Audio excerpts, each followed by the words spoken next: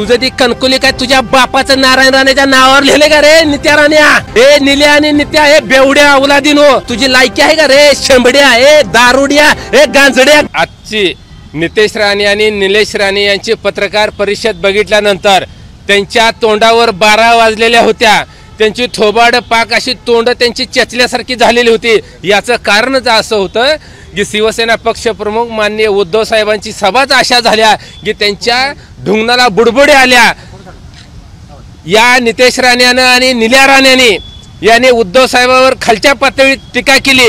मला या नित्याला आणि निल्याला सांगायचं आहे, अरे तुम्ही उद्धव साहेबांची DNA टेस्ट करायला निघाला, आदित्य साहेबांची करायला निघाला. अरे नित्या आणि निल्या, तुमची तोंड म्हणजे तुमची थोबाड कुणासारखी आहे? तुझा बाप नारायण राणेसारखी तर आहे का? अरे मातोश्री मध्ये काम करणारा थप्पा त्याच्यासारखी तुम्ही दिसताय आणि तुम्ही दुसऱ्याला टोमणं मारताय. अरे अपघातामध्ये जन्मलेल्या नेपाळी औलाद नित्या आणि निल्या, तुम्ही उद्धव साहेबांवर बोलता हो रे? तुमची अवकात काय रे नीच माणसानं? लाज आणि आबरू कुठं घाण ठेवली?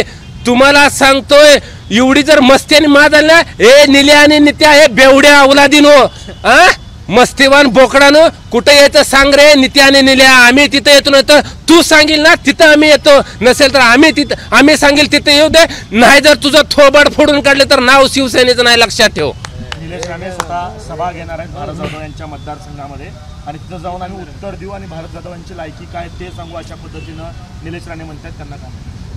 अरे निल्या राण्या, पहिलं ना तुझं बघ येड्या अकलीच्या कांद्या. काय रे तुला कळतंय? तू त्या भास्कर जाधव या नादा लागतोय रे. अरे भास्कर जाधव एकदा टेजवर चढल्यावर ना तुझा धुळा करून टाकते. आणि तू नित्या आणि निल्या राण्या, मुळात तुमचं काय झालं माहितीये का? खुडूक कोंबडी सारखं झालंय रे. खुडूक कोंबडीने साहेब येऊन गेल्यानंतर ना तुम्ही नुसतं कुई कुई करायला दम नाही राहिला, दम. अरे नित्या आणि निल्या, अरे तुम्ही नाच्या तमाशातला आणि वर तोंड करून बोलतोय ह्याची DNA करा. अरे तुझी कर ना DNA टेस्ट. तू कुणाची औलाद आहे? तू कुणाची पैदास आहे? ए नित्या आणि निल्या, पहिले ती तुम्ही सांगा. तुम्ही नेमकं नारायण राणेची जर पैदास आहे का? तुम्ही नारायण राणेची औलाद आहे का? हे पहिलं महाराष्ट्राला सांगा. अरे तुम्ही नेपाळ मध्ये पैदा झालेली औलाद आणि इथं महाराष्ट्राचं राजकारण नासवायला लागलाय. नितेश राणे आणि निलेश राणे म्हणले की नसबंदी झालेले कुत्रे काल या ठिकाणी आले होते आणि त्यांनी सभा घेतलेली आहे. कुठेतरी उद्धव ठाकरे असतील किंवा सर्व शिवसेने नेत्यांना नसबंदी झालेले कुत्रे असं म्हणतात. मुळामध्ये या नित्या आणि निल्या राण्याला चेमटलंय. जसं बैलाला चेमटते ना, तसं नित्या राण्या आणि निल्या राण्या तुम्हाला दोघाला पण शिवसैनिकांनी चेमटलंय. आणि तुम्ही म्हणता ना कोकण, अरे तुझं ती कणकुली काय तुझ्या बापाचं नारायण राणेच्या नावावर लिहिले का रे नित्या राण्या? तुमच्या बापाच्या नावावर आहे काय? अरे तुमची जर तू सांगत होता ना साहेब असं बोलले तर उद्धव ठाकरे तसं करतो, मग कुठं शिपूट घालून पळून गेला होता? तू कुठं गेला होता पळून?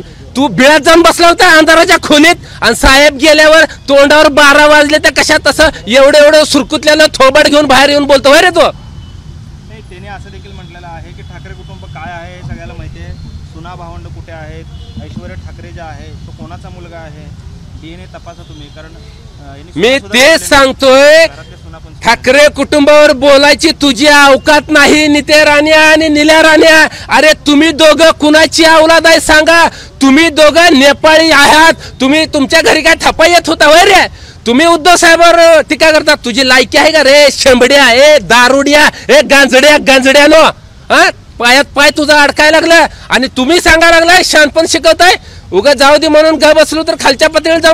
तुम्ही यापुढे जर असं बोलता ह्याच्यापेक्षा खालच्या तुझ्या देखील घरातली काढल्याशिवाय आम्ही आता स्वस्त बसणार नाही. तुमच्या देखील बायकाचं काढल्याशिवाय आम्ही आता ग बसणार नाही. ते असं म्हणतात की जर आमच्या वडिलांवर बोलायचं थांबलं नाही तर उद्धव ठाकरेंची आई बहीण सुद्धा आम्ही काढू, त्याला देखील कमी होतं. अहो त्याला माहित नाही अजून आम्ही काय चीज आहे. तू निसता आता इथून पुढे उद्धव साहेबाला आरे रावायची भाषा करच. तुला नाही जर 12 बैलाचा चौऱ्या नांगर लावला नांगरा सगट तर नित्या आणि निल्या लक्षात ठेव.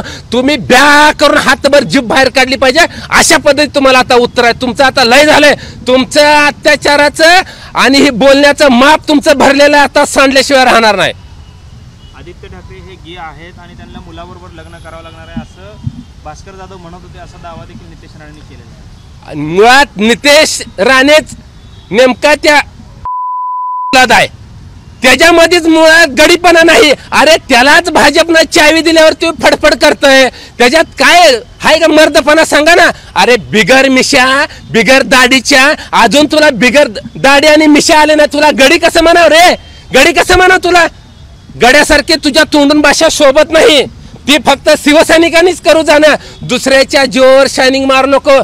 तू कसं झालं माहितीये का नित्या, आता तू भाजपची चावी झालाय. तू भाजपवाल्यांनी जेव्हा तुला चावी द्यावं तेव्हा तुझं तडफड करताना मग घरी जाऊन तू ट्रायल करणार नेमका गडी आहे का मर्द आहे बघायला. अशी तुझी परिस्थिती आहे.